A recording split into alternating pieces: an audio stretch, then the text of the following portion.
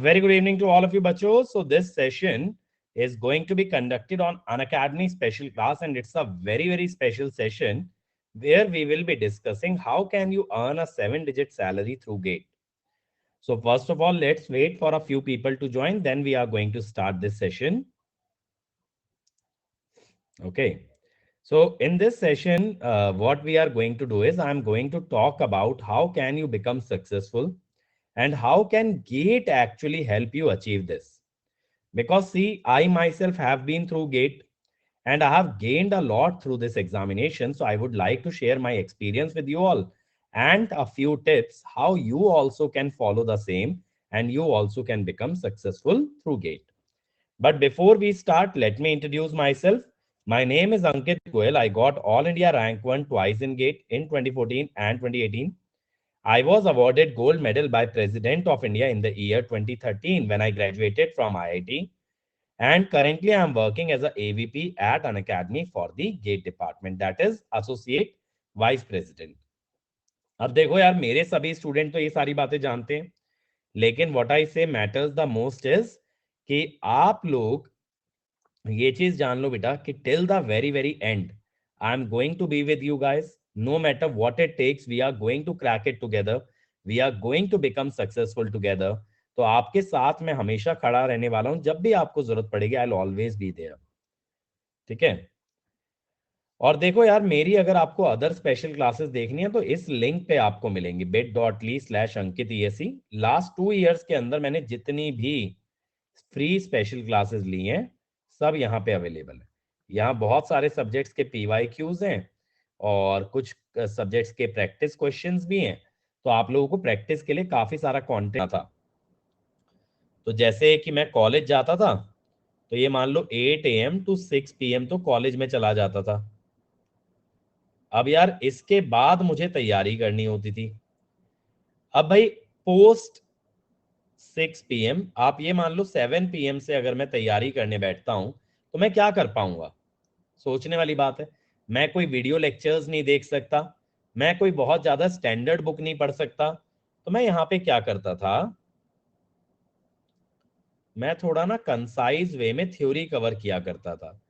जैसे कोई सब्जेक्ट नहीं भी आ रहा ना, तो पूरा बारीकी से घुसने की जगह आप मैं ये देखता था कि किस सब्जेक्ट में कितना सिलेबस गेट में इंक्लूडेड है. अब जितना सिलेबस गेट में इंक्लूडेड होता था उतना ही मैं जो है उस बुक से कवर कर लेता था. जैसे मैं आपको बताऊं, जब मैं कंट्रोल सिस्टम पढ़ने बैठा तो उसमें रूट लोकस मैंने कभी पढ़ा ही नहीं था. अब यार रूट लोकस का चैप्टर किताब में तो काफी लंबा था. तो मैंने क्या किया, जहां जहां पे मुझे क्वेश्चंस दिख रहे थे ना, वो टॉपिक्स मैंने अच्छे से पढ़ लिए. जैसे प्रॉपर्टीज ऑफ रूट लोकस मैंने देख लिया, सेंट्रॉइड, एंगल ऑफ एसिम्प्टोट, ये सारी चीजें मैंने देख ली. इसके बाद मैं क्या करता था, मैं प्रैक्टिस करता था. और ऑब्वियसली आप समझ सकते हो बेटा, प्रैक्टिस में मैं बहुत कम क्वेश्चन सॉल्व कर पाता था. Only few question solvable. But पता है मैं क्या करता था, ये जब क्वेश्चंस मैं बनाता था मुझसे नहीं बनते थे, मैं यहां पे ना based on solution, based on given solution I use to understand problem solving technique. तो पता है मेरी तैयारी में बेटा मुझे जितना प्रॉब्लम्स ने सिखाया है ना, उतना मुझे किसी किताब ने नहीं सिखाया. जैसे मैंने देखा यार कि सेंट्रॉइड का क्वेश्चन आया, तो फॉर्मूला तो मैं पढ़ चुका था किताब के अंदर, लेकिन ये फॉर्मूला क्वेश्चन में कैसे लगाया गया, क्या टेक्निक अपनाई गई स्टेप बाय स्टेप इसको निकालने की, तो वहां से ना मेरा फॉर्मूला पक्का हो गया. मतलब अगर देखो किसी भी एक फॉर्मूले को मैंने पढ़ा और उसका एक डिमॉन्स्ट्रेशन भी देख लिया कि ये फॉर्मूला प्रैक्टिकली कैसे अप्लाई होता है, तो अब वो फॉर्मूला जब भी मैं रिवाइज करूंगा ना, तो मेरे दिमाग में वो एग्जाम्पल जरूर रहेगा, मेरे दिमाग में वो क्वेश्चन जरूर रहेगा, क्योंकि मेरे से पहले बना नहीं था. तो इसी वे में बेटा जब आप क्वेश्चंस में अटकते हो, जब आप क्वेश्चन में स्टक हो जाते हो ना, तो वो क्वेश्चन आपकी एक्चुअली बहुत मदद करते हैं, क्योंकि वो क्वेश्चन आपके माइंड में आगे तक रिटेन्ड रहते हैं. इसीलिए तो मैं कहता हूं जब आप क्वेश्चन ज्यादा ना बना पाओ, टेंशन लेने वाली बात नहीं है. देखो जैसे मेरे से नेटवर्क के ट्रांजिएंट के क्वेश्चन नहीं बनते थे, कंट्रोल सिस्टम में रूट लोकस फ्रीक्वेंसी रिस्पॉन्स का सवाल नहीं बनता था, तो मैं ऐसा नहीं था कि बहुत डिमोटिवेट हो जाता था. मैं ये समझ जाता था यार इस टॉपिक में ना अपने को मेहनत की जरूरत है, ये टॉपिक अभी अपना अच्छा है नहीं. लेकिन जब मैं उसके एग्जाम्पल्स देख लेता था, जब मैं उसकी प्रॉब्लम सॉल्विंग टेक्निक देख लेता था और फिर उसी जैसा क्वेश्चन आता था तो वो मुझसे बन जाता था। तो मैं समझ जाता चलो ठीक है, इस टाइप का क्वेश्चन कैसे क्रैक करना है। तो यही होता है बेटा, प्रॉब्लम सॉल्विंग अप्रोच जब हम डेवलप कर लेते हैं ना, तो हमारा कॉन्फिडेंस बढ़ते जाता है। मतलब देखो, आपको ना एक स्पॉन्ज की तरह बनना है, समझ रहे हो, एक स्पॉन्ज की तरह बनना है। स्पॉन्ज क्या करता है ना, इट कीप्स ऑन एब्जॉर्बिंग। तो आपको नॉलेज के लिए ना एब्जॉर्बर बनना है। अगर आप खुद को जज करते बैठोगे ना हमेशा कि मेरी तैयारी सही ट्रैक पे है या नहीं, मुझसे निकलेगा या नहीं, अगर दिन में 4 बार यही सवाल पूछोगे कि आपसे निकल पाएगा या नहीं निकल पाएगा, तो ज्यादातर चांस है आपका दिमाग यही कहेगा भाई तेरा कुछ नहीं होना। समझ रहे हो? क्योंकि माइंड के अंदर क्या होता है ना, नेगेटिव थॉट्स जल्दी आते हैं, पॉजिटिविटी आने में बहुत टाइम लगता है। तो आपका दिमाग आपको एक ही जवाब देगा, भाई नहीं हो पाएगा, और फिर तुरंत आप डिमोटिवेट हो जाओगे, फिर आप कुछ करोगे नहीं। लेकिन अगर आप एब्जॉर्ब करते गए तो आपकी नॉलेज ना डे बाय डे ग्रो करती जाएगी। और ये नॉलेज एक समय पे इतनी ग्रो कर चुकी होगी कि जब भी आप कुछ देखोगे आप कर लोगे। लेकिन बेटा यहां पे ना एक चीज बहुत जरूरी है, एक्सपीरियंस। मतलब जब कोई चीज आपने देख ली है ना एक बार कि कैसे होती है, सीख ली है, तो फिर वो चीज आगे होनी चाहिए। ठीक है, ये चीज आगे होनी चाहिए। अगर देखो आज मैं एक मिस्टेक करता हूं, अगर वही मिस्टेक मैं दोबारा कर रहा हूं, तो इसका मतलब है मुझे उस पर और काम करना होगा। तो मैं जब तक उस पर काम करूंगा till I feel confident about it. जैसे देखो, मैं अभी आपको एक रीसेंट स्किल के बारे में बताता हूँ। जैसे मैं ड्राइविंग सीख रहा हूँ रिसेंटली। अब बहुत बार क्या होता है यार कि कई बार ना गलती से ब्रेक की जगह पैर एक्सेलरेटर पे पड़ गया। अब वहां पे क्या होगा, एक्सीडेंट होने का चांस हो जाएगा, क्योंकि मैं पैनिक कर गया, राइट। सामने से कोई आ रहा है तो ठुकेगा ही ठुकेगा। अब बेटा अगर मैं ऐसा टर्निंग पे अक्सर गलती कर रहा हूं, तो मैं क्या करूंगा, मैं ना बार बार टर्न करा के देखूंगा गाड़ी। अगर मैं बार बार टर्निंग से निकालूंगा तो मेरा कॉन्फिडेंस बिल्डअप हो जाएगा।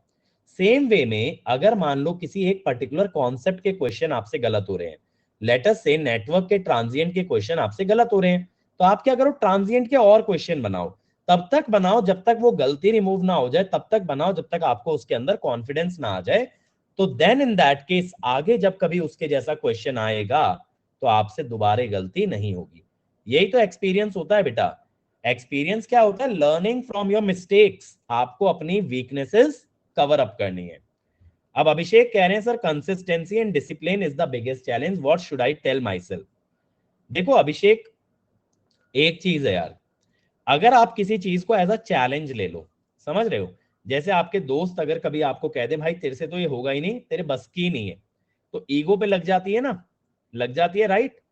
तो आप इसी तरह से कंसिस्टेंसी को अपने ईगो पे ले लो कि यार मेरे को ना, मतलब दुनिया ये कह रही है भाई तेरे बस की नहीं है कंसिस्टेंट होना, तू ना 30 दिन तक लगातार क्लास ही नहीं कर सकता, तेरे बस की नहीं है, तुझसे होगा ही नहीं।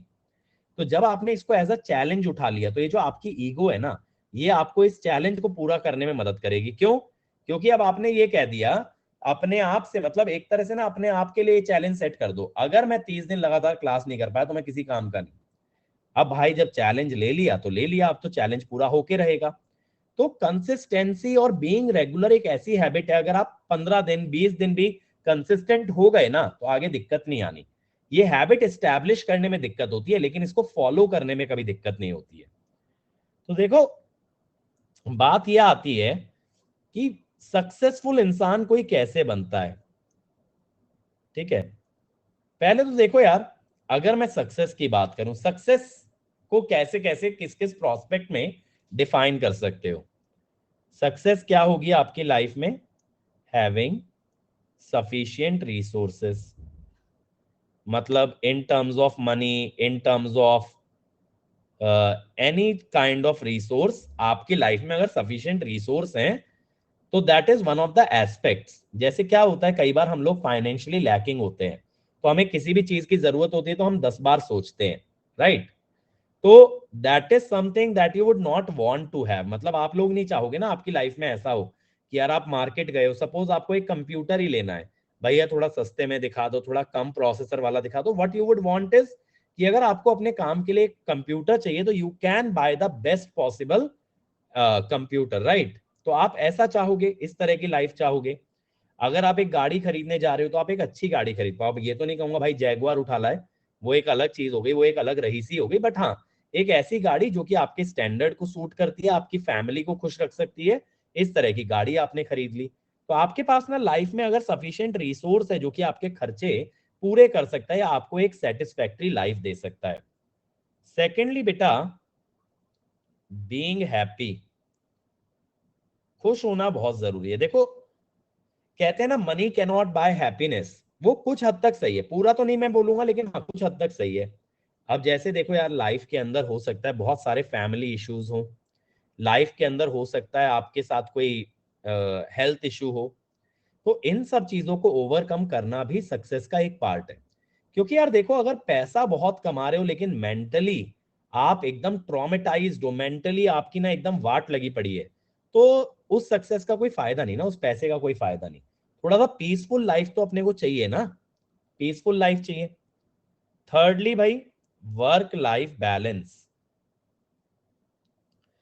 भाई देखो, जितना जरूरी काम करना है ना, उतना ही जरूरी फैमिली के साथ एंजॉय करना है। एक सिंपल सा लॉजिक देता हूं यार। देखो भाई, अब अपने को तो नहीं पता अपन कितने साल जिएंगे, क्या करेंगे लाइफ के अंदर, अपने को नहीं पता अपना future, as simple as that. अब कई लोग का क्या एम होता है ना यार, कि 30 साल तक काम करूंगा, 35 साल तक काम करूंगा, खूब पैसा कमाऊंगा, फिर फैमिली के साथ रिलैक्स करूंगा। लेकिन भाई आपको तो नहीं पता 30-35 साल में आप कहाँ होगे, किन हालातों में होगे भी या नहीं होगे। तो इसीलिए बेटा, चीजों को ना बैलेंस करके चलना बहुत ज्यादा जरूरी है। अगर किसी भी एक चीज को आप ओवर कर लेते हो, तो हिंदी में एक बहुत अच्छी कहावत होती है कि अति हर चीज की बुरी होती है। तो जब आप एक्सेस कर लेते हो ना किसी चीज की, तो वो चीज खराब होती है। अगर जैसे मान लो आप सिर्फ फैमिली फैमिली में लगे हो, आप अपने करियर पे बिल्कुल ही फोकस नहीं कर रहे हो, तो उस केस में क्या होगा, करियर की लग जाएगी। और अगर आप करियर करियर कर रहे हो, बिल्कुल ही अपनी हेल्थ पे फोकस नहीं कर रहे हो, अपनी फैमिली पे फोकस नहीं कर रहे हो, तो आपकी बाकी सारे एस्पेक्ट्स में लग जाएगी। तो इवेंचुअली ना आपको एक फुलफिलमेंट वाली लाइफ चाहिए। यानी एंड ऑफ द डे जब आप सोने जाते हो, जब आप अपना डे एंड करते हो, तो यू शुड बी सेटिस्फाइड। ठीक है, तो ये बहुत जरूरी है, satisfaction eight end of the day. और ये सेटिस्फैक्शन सिर्फ पैसे से नहीं आता यार, ये अच्छा काम करने से आता है। जैसे मैं आपको सच्चाई बताऊं, जब बेटा मैं क्वालकॉम में जॉब कर रहा था, तो पैसा मुझे ठीक ठाक मिल रहा था यार, 10-12 लाख का पैकेज था अपना। करियर की स्टार्टिंग में इतना पैकेज था, अपनी जरूरत अनुसार तो था। लेकिन यार काम से ना कभी सेटिस्फैक्शन नहीं था, मतलब कि सोते टाइम ये नहीं लगता था कि आज का दिन अच्छा स्पेंड किया है, आज के दिन में कुछ वैल्यूबल अपन ने अचीव किया है, ऐसा कभी फील ही नहीं हुआ। तो I would not consider that as being successful. जबकि जो लोग आउटसाइड से देखते हैं ना, जिनको ये लगता है इतना पैकेज कमा रहा है, इतनी सैलरी इसके अकाउंट में आ रही है, वो लोग आपको आसानी से बोल देंगे भाई तू तो एक सफल लाइफ जी रहा है, एक सक्सेसफुल लाइफ जी रहा है। बट ऐसा होता नहीं है। इंटरनली बेटा देखो, कितना भी कमा लो, कितना भी लाइफ में आगे बढ़ जाओ, अगर आप खुश नहीं हो, तो इट डज नॉट मैटर। ऐसे देखो, हमारे एक बहुत प्रिय एजुकेटर मैकेनिकल के एस के मॉन्डल सर हमेशा क्या कहते हैं, खुश रहो। क्योंकि यार सुनने में बड़ा हंसी आती है कि क्या बोल रहे हैं सर, लेकिन ये जिंदगी का मूल मंत्र है। अगर आप खुश नहीं हो ना बेटा, तो वो चीजों में ना सफलता पाना बहुत मुश्किल है। आप लोग इतना स्ट्रेस लेते हो तैयारी का, आप लोग इतना स्ट्रेस लेते हो सक्सेसफुल होने का, लेकिन अगर आप प्रोसेस पे काम करना शुरू करो, मतलब कि आप फोकस इस चीज पे ना करो कि एंड रिजल्ट क्या होगा, आप फोकस इस चीज पे करो कि आपके कंट्रोल में क्या चीजें हैं, है ना। जैसे एज एन एग्जांपल मैं बताता हूं कि प्रोडक्ट आपने कोई बनाया, कोई कंपनी स्टैब्लिश किया, आपने एक प्रोडक्ट डेवलप किया। अब ये प्रोडक्ट कितना सेल होगा, कितना कमा के देगा, इन सब से पहले ज्यादा जरूरी है कि क्या आप प्रोडक्ट बनाते वक्त एंजॉय कर रहे हो, क्या आप सेटिस्फाइड हो, क्या आप अपनी कैपेबिलिटी का बेस्ट प्रोडक्ट डिलीवर कर रहे हो। बेटा अगर ये चीजें आपने सेटिस्फाई कर ली, तो देखो जो भी आप अचीव करोगे, मैं नहीं कहता कि आप करोड़पति बन जाओगे, जो भी आप अचीव करोगे आप अपनी काबिलियत अनुसार अचीव करोगे। तो लाइफ में अगर कभी ओवर अचीव ना कर पाओ ना, तो भी अंडर अचीव मत करना। ऐसा नहीं है कि यार देखो हर किसी को टाटा बिरला अंबानी बनना है, ऐसा नहीं है। लेकिन जहां तक भी पहुंचो, अपनी काबिलियत तक तो पहुंचो। अगर आपकी काबिलियत है बेटा साल का 1 करोड़ रुपए कमाने की, और आप 10 लाख पे रुके हुए हो, तो ये तो अंडर यूटिलाइजेशन हुआ। यही तो लाइफ में नहीं चाहिए ना, आपको अपनी काबिलियत तक पहुंचना है। अब बात है सर ये सक्सेस मिलती कैसे है, कैसे आदमी सक्सेसफुल बनता है। अब देखो मैं आपको सिंपल शब्दों में बताता हूं थोड़ा सा अपनी कहानी। यार देखो, कॉलेज में गया तो मेरे पास ना एक ही रास्ता था, क्योंकि हम लोग फर्स्ट बैच थे।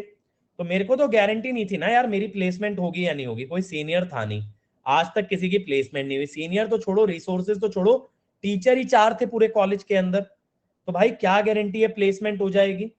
अब जब कोई गारंटी नहीं है प्लेसमेंट की, मान लो भूले बिसरे एक कंपनी आ भी गई, तो भाई वो लेके जाएगी 4-5 लोगों को, तो कैसे ना कैसे अपने को ना टॉप 4-5 लोगों में रहना है। इससे ज्यादा मुझे कुछ नहीं पता था, अगर अच्छा परफॉर्म करूंगा तो एक चांस बनेगा प्लेसमेंट का, right.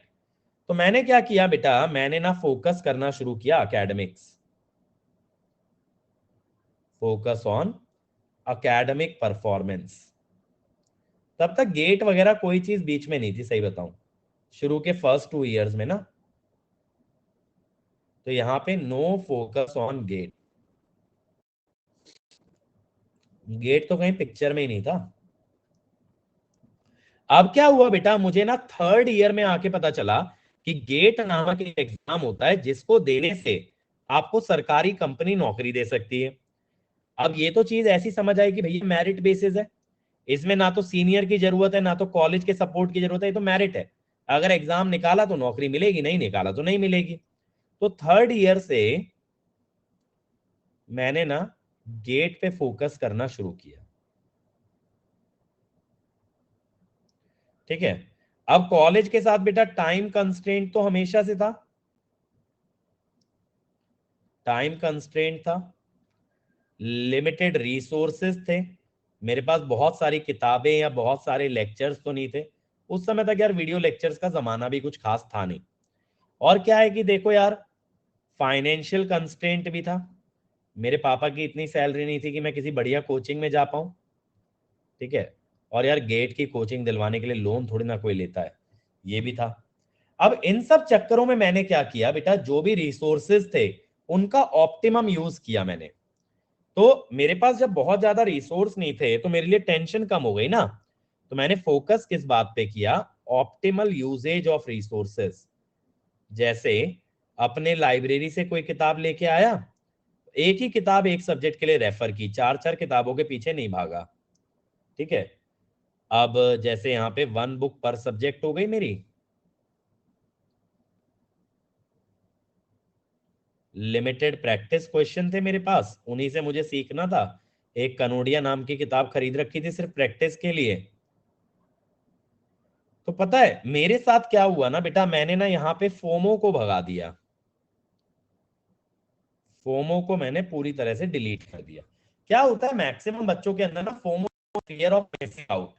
Fear of missing out का मतलब क्या हो जाता है, जैसे मान लो आज ही हुआ, आज मैं नेटवर्क की क्लास ले रहा था, एक बच्चे ने कनोडिया पे डिस्कशन छेड़ दिया कि भाई मेरे पास तो कनोडिया है, मैं तो कनोडिया लगा रहा हूँ।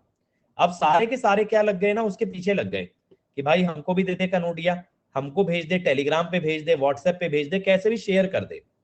अब यहाँ पे हुआ क्या बेटा, आप समझो, यहाँ हो गया फोमो, कि यार ये बच्चा कनोडिया लगा रहा है, मेरे पास कनोडिया नहीं है, अगर कनोडिया में कुछ अच्छा दिया है तो मेरा छूट रहा है। अब बेटा ऐसे तो अगर बीनने जाएंगे ना तो हर मटेरियल के अंदर कुछ ना कुछ तो अच्छा दिया ही होगा, राइट। कोई भी XYZ मटेरियल उठा लो, पूरा कचरा तो शायद ही कोई हो, किसी ना किसी में कुछ ना कुछ अच्छा है। बट आपको ये सोचना है क्या आपके पास उतना टाइम है, क्या आप उतना एफर्ट लगा सकते हो। अगर नहीं लगा सकते तो देन लीव इट। तो बेटा सक्सेस पाने के लिए ना सबसे पहली चीज जो बहुत इंपॉर्टेंट होती है, that is focus. Focus is most important. देखो यार, आप 10 चीजों में बेस्ट नहीं बन सकते, मैं आपको सही बताऊं, आप 10 चीजों में बेस्ट नहीं बन सकते, लेकिन बेटा आप किसी एक चीज में बेस्ट बन सकते हो। जैसे मैं आपको बताता हूँ अनअकैडमी में भी क्या होता है। अनअकैडमी में ना एक टीचर के साथ बहुत सारी चीजें जुड़ी होती हैं। जैसे आप प्लेटफॉर्म पे देखते हो टैग होता है, लेजेंड का, मास्टर का, ये सारे टैग्स होते हैं। फिर इसके बाद टीचर का यूट्यूब पे कितना व्यूज आ रहा है, ठीक है। टीचर की ये जो फ्री क्लासेस है इसमें कितना बच्चा बैठ रहा है, टीचर को प्लस की क्लास में कितना बच्चा देख रहा है, ठीक है। बहुत सारे ऐसे दसन पैरामीटर्स होंगे। अब यार अगर मैं एक इकलौता इंसान 10 में नंबर 1 बनने की कोशिश करूंगा, सोच के देखना, तो शायद एक में भी ना बन पाऊं। लेकिन अगर मैं कोई एक पैरामीटर ऐसा पकड़ लूं जहां मुझसे कोई बेटर ना हो, तो मैं कंपनी के लिए ना एक बहुत ज्यादा इररिप्लेसेबल एसेट बन जाता हूं। और यही पता है आप अनअकैडमी के अंदर देखोगे, मतलब मैं तो अनअकैडमी के बाहर बहुत कम कंपनियों को देखता हूँ, अनअकैडमी के अंदर देखोगे जो भी यहाँ पे सबसे सक्सेसफुल टीचर है ना, they are doing at least one thing very very well. जैसे आप देखोगे प्लेटफॉर्म पे जसपाल सर है, जसपाल सर को प्लस पे इतना भीषण तरीके से बच्चा देखता है कि उनसे ज्यादा बच्चा किसी को देखता ही नहीं है, समझ रहे हो, तो वहां पे बेस्ट है इन terms of content. Saurabh Thakur sir है, वो यूट्यूब पे मचाए रहते हैं, ठीक है। कोई टीचर होगा यार स्पेशल क्लासेस में अच्छा कर रहा होगा।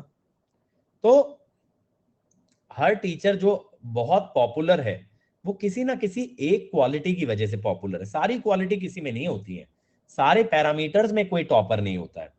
अब जैसे देखो यार, मैंने गेट में अच्छी रैंक निकाली, मे बी मैं कैट में एक एवरेज रैंक ही निकाल पाता, मे बी मैं इंजीनियरिंग सर्विसेज में अंडर 100 भी ना आ पाता, कौन जानता है। तो बात ये हो जाती है, मैंने एक एग्जाम पकड़ा, उस एग्जाम को पूरी तरीके से निचोड़ डाला। तो फोकस बहुत जरूरी होता है।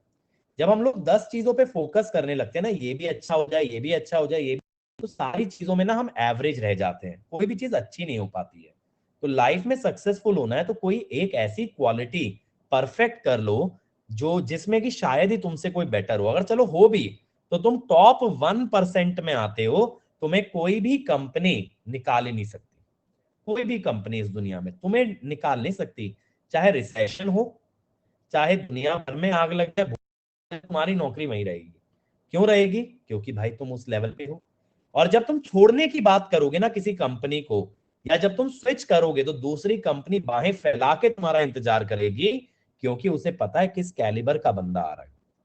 तो जब आप अपनी प्रोफाइल बिल्ड कर रहे हो ना बेटा, प्रोफाइल, तो आप प्रोफाइल एक एस्पेक्ट में बिल्ड करो। जैसे देखो मैंने अपनी प्रोफाइल बिल्ड की है, मैंने गेट इलेक्ट्रिकल से की है, उसमें भी मैंने यूएसपी क्या बिल्ड किया, अपना इलेक्ट्रिकल का कोर बिल्ड किया है। अब आप समझ रहे हो, अगर कोई बच्चा मशीन पढ़ना चाहता है, मोस्ट ऑफनली, मतलब more than 70% of the student will prefer my classes to study electrical machine. तो वहां पे मैंने क्या किया, वहां पे मैंने एक तरह से मेजॉरिटी स्टैब्लिश कर लिया, करेक्ट।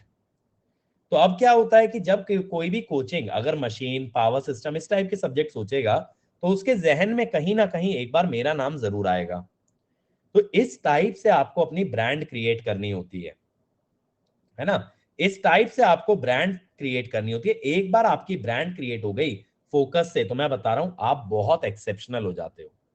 दूसरी चीज क्या होती है बेटा? कंसिस्टेंसी। अच्छा चलो इस पे एक और एग्जांपल देता हूं। क्या है, जब मैं भी देखो कॉलेज में था ना, जब मैं भी कॉलेज में था, तो मेरे भी दिमाग में ये चलता था यार कैंपस प्लेसमेंट मिल जाए, है ना, थोड़ी सी जिंदगी आसान हो जाए, एक बार कैंपस प्लेसमेंट मिल गई तो थोड़ा चिल हो जाएगा। तो मैं भी कहीं ना कहीं डिवाइडेड था कैंपस प्लेसमेंट और गेट के बीच में। अब क्या हुआ ना, मेरी दिसंबर में, मतलब दिसंबर 2012 में मेरी जॉब लग गई सीएमसी में, एक कंपनी थी सीएमसी, दिसंबर में आई थी, दिसंबर फर्स्ट वीक में मेरी जॉब लग गई। अब उससे मेरा फायदा क्या हुआ बेटा, मेरे पास जो अब 2 महीने बचे थे ना डेट के, मेरी तरफ से रिलीज हो गया, एक तरफ से मैं फ्री हो गया, तो मेरा 100% फोकस किस पे आ गया? गेट पे आ गया। क्योंकि अब एक ही पड़ाव बचा ना, पहले दो नाव में तैर रहा था कि गेट भी निकालना है, कैंपस भी करना है। अब कैंपस हो गया तो पूरा फोकस किस पे आ गया? गेट पे आ गया। तब मैं गेट में बहुत अच्छा परफॉर्म कर पाया। ये फोकस की एक तरह से एडवांटेज होती है। दूसरी चीज होती है बेटा कंसिस्टेंसी। अगर आप कंसिस्टेंट हो, चाहे दुनिया इधर की उधर हो जाए, अगर आपने सोच रखा है आपको पढ़ना है माने पढ़ना है। आपको मैं बताऊं बेटा, जब मैं कॉलेज में गेट की तैयारी किया करता था, तो मैं स्पेशली मॉक टेस्ट देने के लिए ना कॉलेज बंक करता था, कि मेरे जितने भी रूममेट से जब वो कॉलेज चले जाते थे हॉस्टल से, तो मैं हॉस्टल में बैठ के ना मॉक टेस्ट अटेम्प्ट करता था, क्योंकि पूरा सन्नाटा होता था।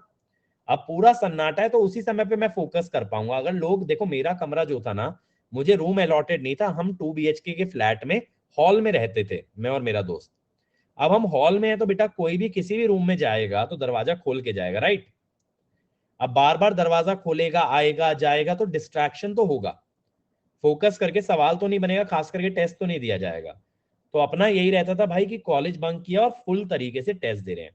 अब कॉलेज एग्जाम्स आ जाए, कि कॉलेज में फेस्ट होने लगे, अपन ने कभी ना पढ़ाई मिस नहीं की, पढ़ना है माने पढ़ना है। इवन बचपन से यही हैबिट रहा यार। बहुत सारे रिलेटिव्स में शादियां हुई, फंक्शंस हुए, मेरे जो मदर फादर का भी रूल था ना, वो ये था कि वो लोग भले ही चले जाते थे, और कई बार वो लोग भी नहीं जाते थे, लेकिन हमारी पढ़ाई को डिस्टर्ब करके कभी हमें किसी इवेंट में इन्वॉल्व नहीं किया गया। तो हमेशा से कंसिस्टेंट रहने की आदत बन गई। तीसरी चीज बेटा, टाइम मैनेजमेंट। क्या होता है यार, देखो टाइम सबसे प्रेशियस रिसोर्स है, सभी के पास लिमिटेड है। टाइम किसी के पास अनलिमिटेड नहीं है। आपके पास भी एक दिन में 24 ही घंटे हैं, मेरे पास भी 24 घंटे हैं। अब लेकिन अगर आप ट्रैक रखते हो ना अपनी एक एक एक्टिविटी का, कितने बजे से कितने बजे क्या कर रहे हो, तो मैं बता रहा हूं आप एक लाइफ जियोगे फुलफिलमेंट की, जहां पे end of the day you will be very very satisfied that you have done your best. You have done your best. तो इसीलिए टाइम मैनेजमेंट बहुत ज्यादा जरूरी है। तो ये तीन चीजें बेटा अगर आप ले आते हो अपनी जिंदगी में, तो ये मोस्ट इंपॉर्टेंट क्वालिटीज हैं। अब पता है बहुत सारे बच्चों को लगता है कि एक टॉपर का या एक सक्सेसफुल आदमी का ना आईक्यू लेवल बहुत अच्छा होता है, लेकिन जरूरी नहीं है बेटा। जरूरी नहीं है कोई इंटेलिजेंट हो। अब पता है, तुम अगर मुझे जनरल लाइफ में देखोगे ना, तुम कहोगे सर आप तो बुद्धू हो, बिल्कुल ही क्या करते हो। जो रियल लाइफ के, जो डेली लाइफ के काम होते हैं ना, उसमें मैं इतना लॉस्ट रहता हूं, मतलब अगर मुझे कोई अभी भी बोलेगा ना कोई काम के लिए, मोस्ट प्रोबेबली मेरे माइंड से स्किप हो जाएगा। आपको लगेगा क्या ही सर का आईक्यू लेवल है। जैसे छोटा सा एग्जांपल ही दूं, अगर मुझे कोई ये बोलता है ना कि चलो, मेरी मम्मी ने ही बोला, मान लो कि सब्जी काटनी है, जा तू सब्जी ले आ, प्लेट ले आ, चाकू ले आ, या चलो उन्होंने बोला सब्जी काटनी, सब्जी ले आ, तो मैं ऐसा इंसान हूं कि बेटा शायद प्लेट और चाकू साथ में लाऊंगा ही नहीं, सब्जी लाके उनके हाथ में दे दूंगा। अभी सोचो ये आईक्यू लेवल तो जीरो हो गया। भाई इतनी तो अकल होनी चाहिए, सब्जी काटने में क्या क्या लगेगा। ऐसे ही कोई मुझे बोलेगा खाना खाने के लिए प्लेट ले आओ, तो चम्मच नहीं लाऊंगा। समझ रहे हो, डे टू डे की लाइफ की बात कर रहा हूं मैं। तो इस तरह से मेरी लाइफ गुजरती है। लेकिन what I am good at, I am good at electrical engineering, I am good at gate.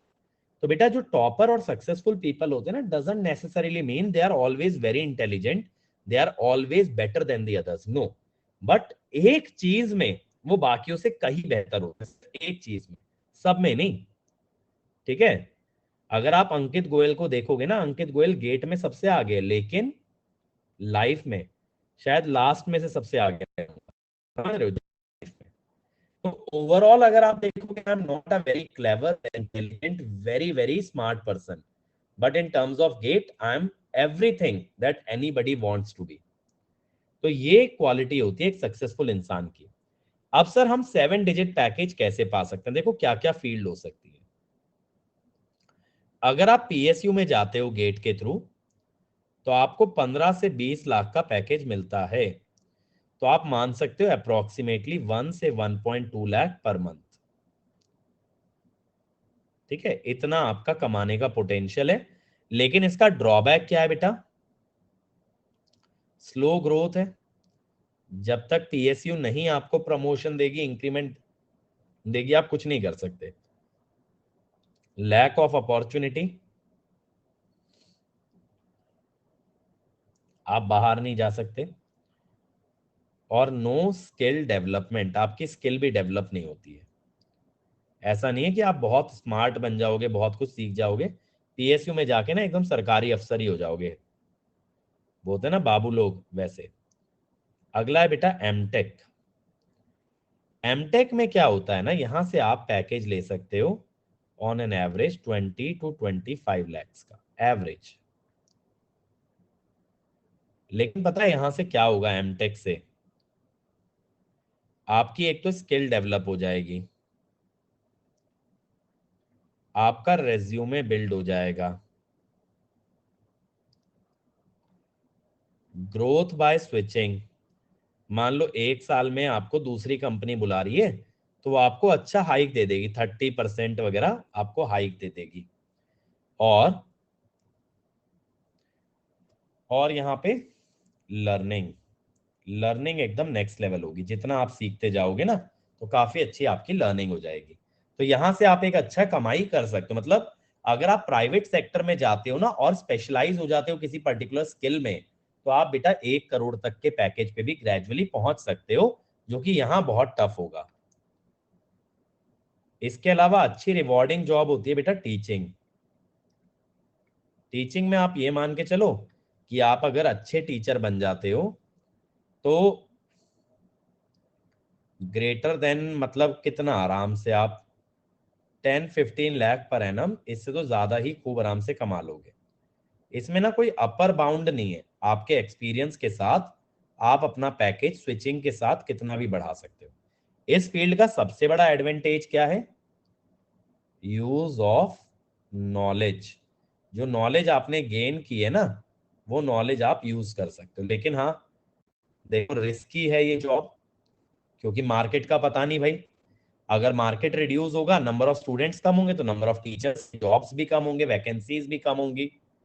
और थोड़ी सी स्टैटिक है यार, मतलब ऐसा नहीं है कि नई नई अपॉर्चुनिटी, बहुत exciting opportunities day to day आती हैं, थोड़ी सी ये स्टैटिक है। तो ये दोनों इसके ड्रॉबैक हो जाते हैं। इसके अलावा आप एफपीएम के लिए जा सकते हो। ये बेटा आईआईएम्स में होता है। यहाँ पे भी आप ना 20 से 25 लाख का पैकेज ले सकते हो। तो यहां से क्या होगा, आप मैनेजमेंट जॉब में आ जाओगे। लेकिन यहाँ पे ना टेक्निकल स्किल का ज्यादा यूज नहीं होगा, और यहाँ पे रिस्की भी होगी जॉब और हेक्टिक भी होगी, बट पैकेज अच्छा मिलेगा यार। देखो बेटा, जितना आप अच्छा कमाओगे ना प्राइवेट सेक्टर में, उतना आप पे प्रेशर बढ़ता जाएगा। तो earning is proportional to responsibility. बेटा प्राइवेट सेक्टर का एक हेक्टिक होना और रिस्की होना तो हमेशा है ना, और earning is directly proportional to pressure. तो ये तो आपके ऊपर बढ़ना ही है बेटा, अर्निंग बढ़ाना है तो ये चीजें तो बढ़नी पड़ेंगी। ठीक है, आप निटी मुंबई जा सकते हो, वहां पे भी सेम एफपीएम वाला ही रूट होगा। ठीक है, आप पीएचडी फ्रॉम आईआईटी कर सकते हो। अपॉर्चुनिटी है बेटा जो कि आपको अच्छा पैकेज सकती हैं। लेकिन ये ध्यान रखना बेटा, अगर कभी लाइफ में एम है ना 1 करोड़ का पैकेज कमाना है, 2 करोड़ का पैकेज कमाना है, वो प्राइवेट सेक्टर, पब्लिक सेक्टर में कभी नहीं होगा। ठीक है, क्योंकि सरकारी नौकरी में सिक्योरिटी है, सेफ्टी है, but at the same time growth और पैसा नहीं है। ठीक है, तो ये अपॉर्चुनिटीज ऐसी हैं जो आपको प्राइवेट सेक्टर में बहुत अच्छी नौकरी दिलवा, और आपको ना सीआर के पैकेज पे भी लेके जा सकते हैं in the next few years. Start आप 20, 25, 50 लाख से भी कर सकते हो, बट कुछ ही सालों में आप 1 करोड़ के पैकेज पे भी पहुंच सकते हो, और तब आपकी एक बहुत अच्छी लैविश लाइफ हो सकती है। लेकिन पता है, ये मत सोचना 1 करोड़ के पैकेज का मतलब मेरे भाई 12 लाख, सॉरी 8-9 लाख रुपए पर महीना, उस पर 40% टैक्स गवर्नमेंट ले जाती है। तो आप ये समझो 60% ही बचता है आपके पास पैसा जब आप इतना कमाते हो। 1 करोड़ वाला ना इफेक्टिवली 60 लाख रुपए कमा रहा है साल के, तो 5 लाख, 5-5.25 लाख रुपए उसके अकाउंट में हर मंथ आएंगे, 8 लाख नहीं आएंगे। तो जितना आपकी अर्निंग ग्रो करेगी उतना टैक्स ग्रो करेगा, और उतना ही एक तरह से दुख भी आपका ग्रो करेगा, है ना। इलेक्ट्रिक व्हीकल के लिए बेटा इलेक्ट्रिकल मशीन, पावर इलेक्ट्रॉनिक्स, इन दोनों पे ज्यादा काम करो। ठीक है भाई, तो देखो यही चीज है बेटा, लाइफ में अगर आप फोकस्ड हो गए ना किसी एक डोमेन पे, तो मैं आपको बता रहा हूं कोई हद नहीं है कि आप कितने सक्सेसफुल हो सकते हो। लेकिन बेटा अगर 2 नाव में 4 नाव में पांव रख के चलोगे तो डूबना तो तय है ना, हमेशा एक एवरेज इंसान बन के रह जाओगे। तो देखो डिसीजन लो, और डिसीजन को कभी रिग्रेट मत करना। जो डिसीजन ले लिया सो ले लिया, अब उस पर आगे चलना है। गलत है सही है मत सोचो भाई। एक चीज सोचो ना यार, जैसे मैंने एक बहुत अच्छा एक बार पाथ फाइंडर सीरीज में बताया था, एक हिरन है, हिरन दौड़ता बहुत तेज है, शेर से ज्यादा तेज दौड़ता है, फिर भी शेर उसका शिकार कर लेता है। पता है क्यों? क्योंकि हिरन बार बार पीछे मुड़ के देखता है। तो बेटा अगर आप लोग भी अपने पास्ट को पीछे मुड़ के देखोगे, मेरा डिसीजन सही था या नहीं था, मैंने सही किया या नहीं किया, अगर उसमें उलझे रह गए तो अपना फ्यूचर बर्बाद कर लोगे। और अगर फुल फोकस्ड होके आगे देखा, भाड़ में गया पहले क्या हुआ, तो आप बहुत ज्यादा सक्सेसफुल बन सकते हो। तो आपको ना शेर बनना है, वो हिरन नहीं बनना है। शेर भले ही दौड़ता है फिर भी जीतता शेर है, क्योंकि पता है शेर कभी मुड़ के नहीं देखता, उसे किसी का डर नहीं होगा। उसे नहीं पता भाई कि आज शिकार हो पाएगा या नहीं हो पाएगा, नहीं जानता है। किसी को भी सर्टेनिटी नहीं है, शेर को ये नहीं पता आज खाना मिलेगा कि भूखे सोना पड़ेगा। लेकिन मौका मिलता है ना, तो मौके को चेज करना कोई शेर को देखे कैसे करते हैं। समझ रहे हो, शिकार सामने आ जाए तो पता नहीं है शिकार कर पाएगा नहीं कर पाएगा, लेकिन जान पूरी लगाएगा। सेम आपको बनना है बेटा। आपके सामने भी अगर अपॉर्चुनिटी थोड़ी है या बड़ी है, भूखों की तरह टूट पड़ो उस पे, कि जैसे आपका सर्वाइवल ही सिर्फ उस चीज पे डिपेंड करता है। और एक बार उतनी शिद्दत से अगर आप किसी चीज को चाहोगे तो बहुत अच्छा चांस है कि आप उसे पालोगे। लेकिन अगर आप डाउट करोगे, अगर आप रीथिंक करोगे, तो कभी आगे नहीं बढ़ोगे। हाँ बेटा, हो जाएगा इलेक्ट्रिकल मशीन और पावर इलेक्ट्रॉनिक्स। ठीक है, चलो यार।